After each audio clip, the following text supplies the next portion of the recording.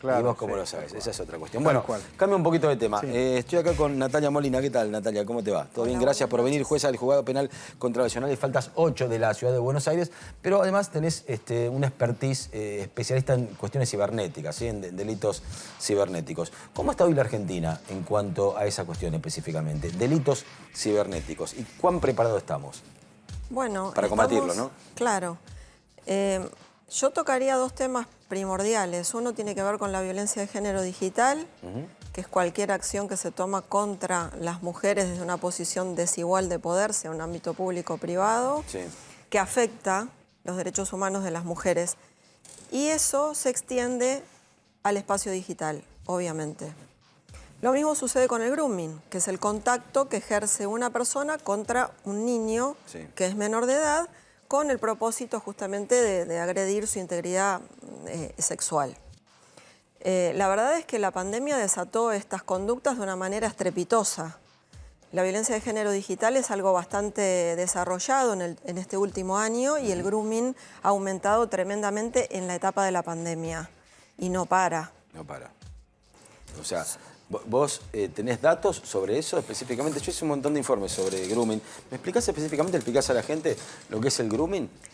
El grooming es el contacto que establece una persona que habitualmente es mayor de edad, el contacto con relación a un niño, una niña o un adolescente menor de edad, con el propósito, a través de comunicaciones telemáticas, con el propósito de agredir su integridad sexual. Sí, generalmente van ahí a la integridad sexual, haciéndose pasar por amiguitos de otros colegios, haciéndose pasar por chicos más chicos, fotos truchas que hacen que los chicos empiezan a compartir y empiezan a, cuando se descubre, tener culpa.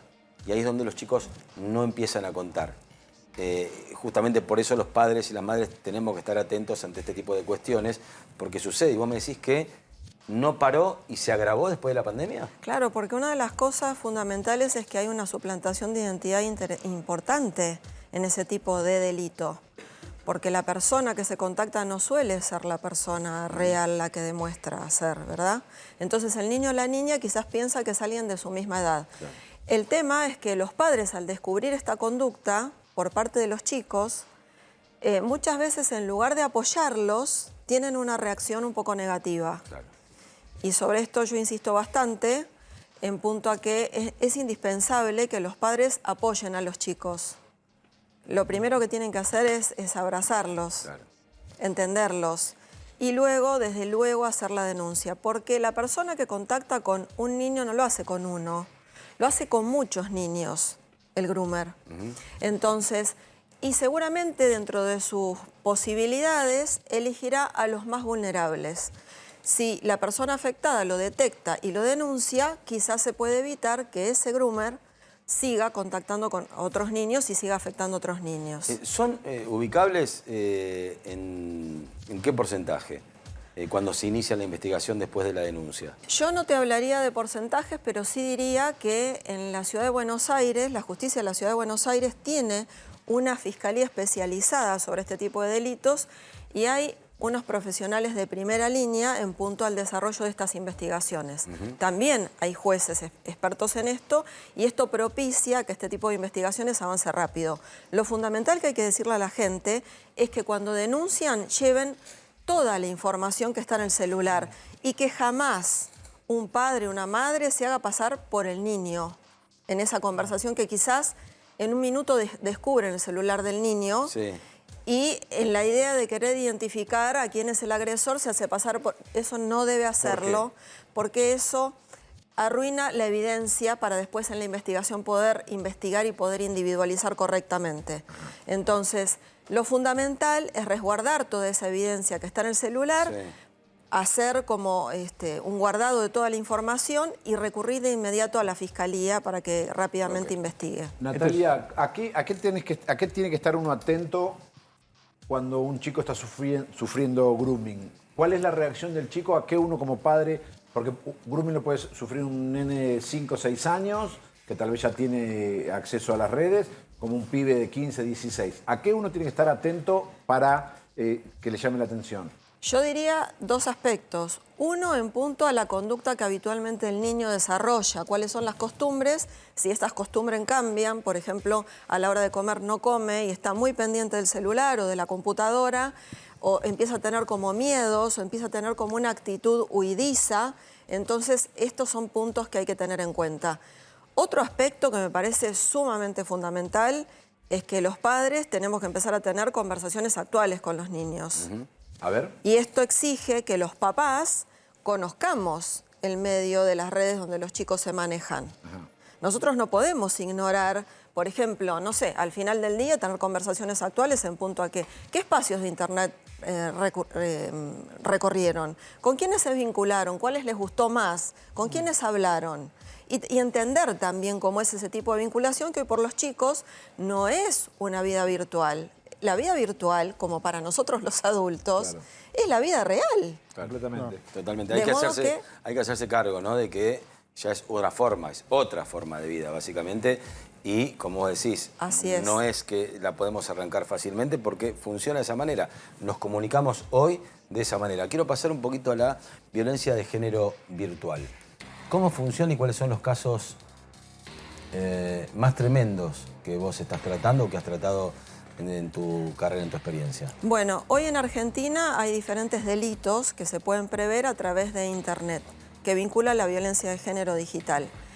El más preocupante, desde mi punto de vista, es una acción que no es un delito, sino que es una contravención, que es la difusión inconsentida de imágenes de índole íntima. Completamente. Totalmente. Que se comete habitualmente Como venganza, también ¿no?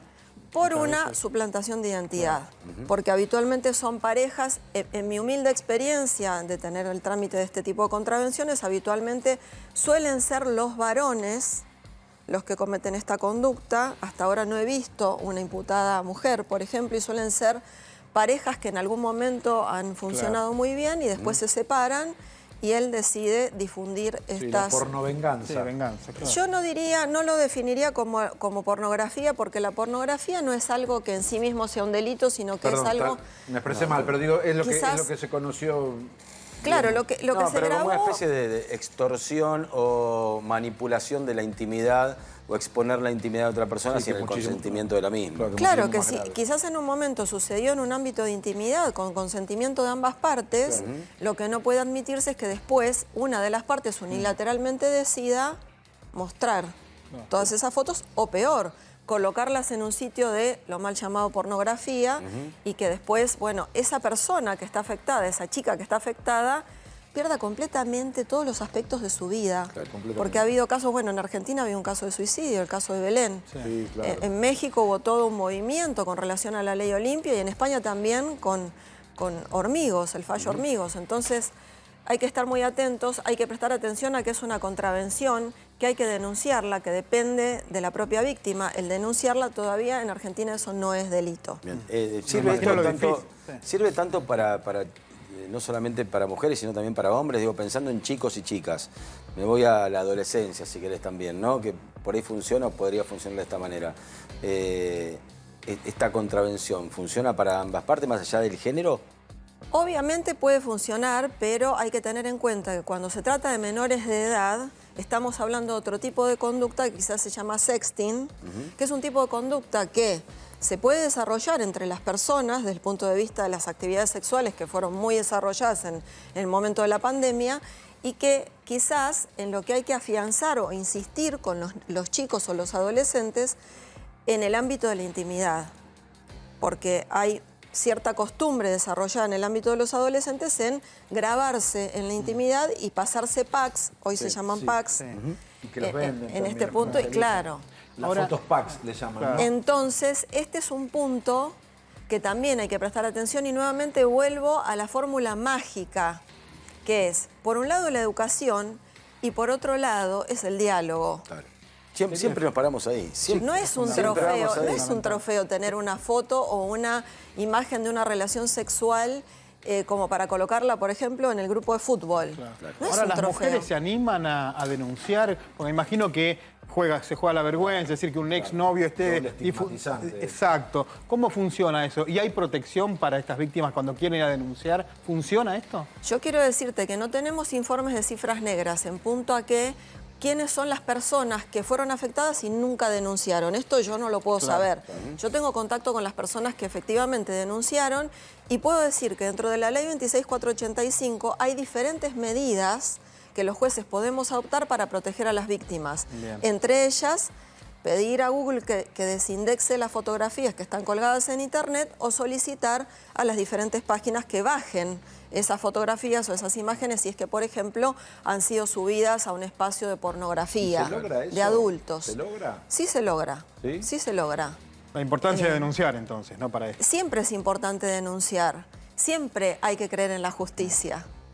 Por eso estoy acá. Te lo dice una jueza, ¿eh? Está bien, hacerte amigo de la jueza. No, pero está bien porque No, está muy bien, claro, a medida que esto avanza, también la justicia, si los métodos investigativos lo hacen, no es que van, como era antes, ¿no?, por un carril mucho más lento. Y yo he visto varios casos en donde ha funcionado y de forma rápida. No digo en todos, quizá, tal vez, ¿no? También lo que me parece que falta y que sucede es que la gente no tiene información de cómo se hace para denunciar. Por eso es la última pregunta que quiero hacerte, ¿no? ¿Cómo hago? ¿A dónde voy?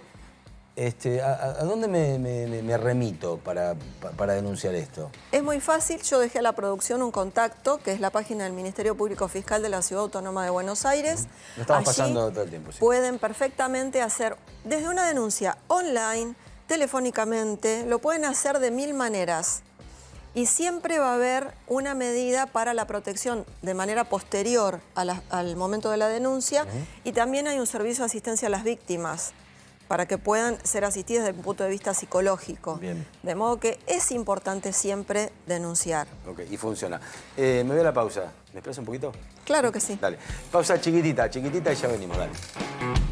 Aquí estamos de nuevo en Río Revuelto. Gracias por estar ahí del otro lado. Seguimos con Natalia Molina, jueza del Juzgado Penal Contravencional y Faltas número 8 de la Ciudad de Buenos Aires, especializada en delitos cibernéticos. Estábamos hablando un poquito de los distintos sistemas de conexión que tienen hoy los chicos, las plataformas de conexión, el grooming y los delitos cibernéticos y sexuales, sobre todo a través de estos sistemas. ¿Qué plataformas o a qué tenemos que estar atentos los padres por este phishing, ¿no?, que practican estos delincuentes y cómo tenemos que actuar? ¿A dónde tenemos que apuntar? ¿Qué tenemos que ver? No es solamente Instagram, Facebook o TikTok. ¿Por qué otras líneas o plataformas pueden entrar también? Bueno, también deben estar atentos a los juegos en línea, porque en los juegos en línea se establecen contactos desconocidos. Entonces, los chicos quizás creen que están jugando con un chico de su propia edad y en realidad no está sucediendo eso. Y muchos de las maneras de grooming comienzan a través de los juegos en línea. ¿Y qué pasa? Consiguen el celular y migra al WhatsApp el contacto. Directamente. Claro. Entonces también hay que reforzar quizás las charlas con los chicos en punto a la intimidad y esta cosa de que a cualquier persona no se le puede dar el celular, que las personas que están en la red no son personas que son íntimos amigos. No todas las personas de contacto de la red son sus amigos. Eso también me parece clave y fundamental desarrollarlo con los chicos. Y ciertamente tener este tipo de conversaciones ayuda a que ellos mismos también se abran, porque a veces ni siquiera lo perciben. Porque las personas que conectan con estos chicos, con los chicos para agredirlos sexualmente, muchas veces inclusive emplean la misma forma de expresión de cierto rango etario. Claro.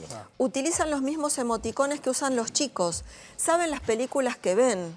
Claro. Inclusive llegan a averiguar a qué colegio van, en qué horario están los papás, en qué horario no están los papás. Sí, porque eso lo publicamos casi, lo entregamos todos nosotros directamente a través de las redes. Te quería preguntar, Natalia, ¿cuál es el objetivo de esta gente, del groomer, digamos, del que acosa a un chico? ¿Es un pedófilo? ¿Es una persona que busca lucrar? No, hay bastante variado es este tema. Puede ser o no un pedófilo, puede ser alguien que busque simplemente el contacto y lo que consiga sea que, por ejemplo, una niña se tome fotografías en situaciones de desnudez o enseñándoles a realizar acciones sexuales que la niña quizás por su desarrollo de edad aún no conoce. Pero es una perversión, digamos, sin duda. Esas fotos, lo que pasa es que esas fotos entran en la red y ese pedófilo o ese agresor sexual las puede utilizar luego como tráfico de material de abuso sexual infantil en otros ámbitos. Sí.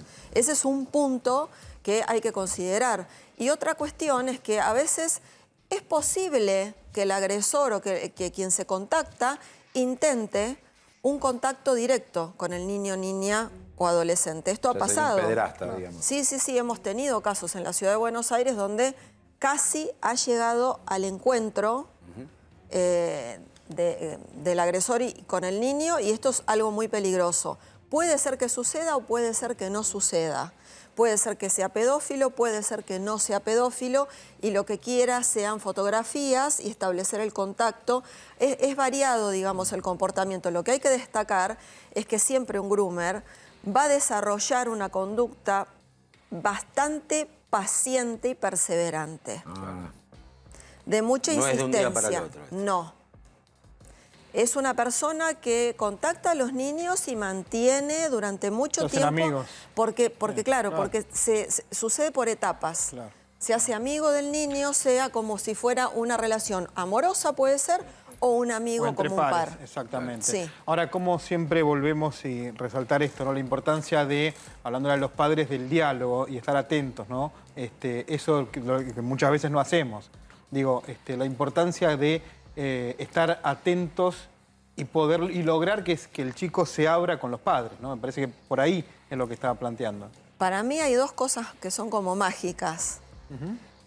El diálogo por un lado y por otro lado la necesidad de la educación sexual en la escuela.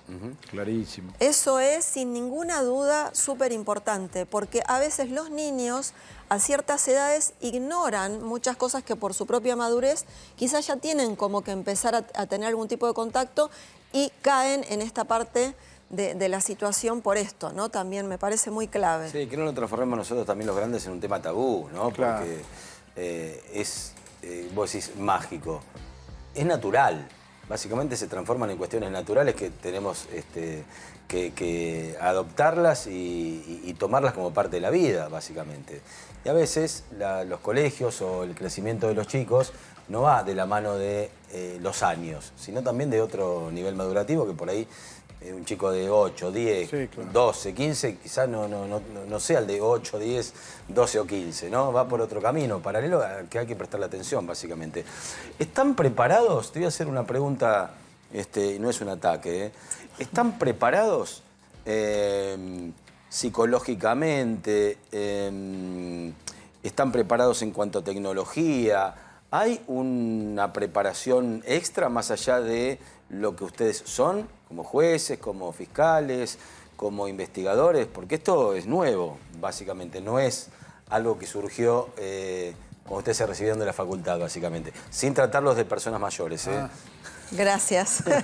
No, ¿pero qué va tan rápido todo esto? No, pero... No, es totalmente cierto. Nosotros no estudiábamos nada de cibercrimen en la universidad y tuvimos que empezar a adquirir estos conocimientos a medida que íbamos teniendo este tipo de casos, y fueron retos y desafíos. Desde luego que en la ciudad de Buenos Aires hay un equipo, no solo en la parte de la Fiscalía, sino en el Poder Judicial en general, muy preparado, altamente preparado. Está el Centro de Investigaciones Judiciales del Ministerio Público Fiscal, que tiene tecnología para investigar, y la verdad es que hemos avanzado muy fuertemente. La ciudad de Buenos Aires, cada vez que viajo a diferentes lugares para compartir eventos académicos, me doy cuenta que estamos muy bien preparados. Okay. Así es que yo estoy muy feliz por eso. Bien, perfecto. Nosotros también. Entonces, para que podamos ir contra estos delincuentes cibernéticos. Muchas gracias por haber estado acá, ¿sí? Gracias a ustedes. Gracias, Natalia.